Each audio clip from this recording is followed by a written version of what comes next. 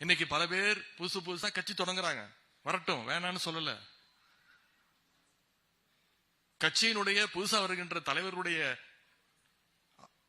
புது தலைவர்களுக்கே அங்க வரலாறு கிடையாது.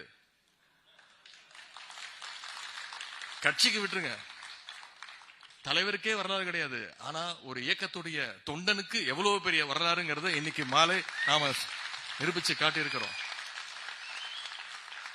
அப்படிப்பட்ட அண்ணன் ராமசுப்பையா அவருடைய பிறந்த நாள் விழாவில் நாம் அத்தனை பேரும் ஒரு உறுதிமொழி ஏற்போம்.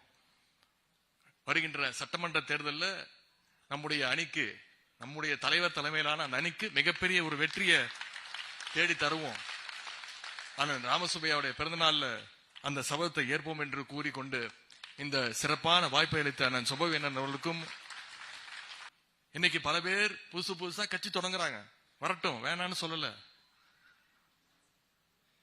கட்சியினுடைய புதுசா வருகின்ற தலைவருடைய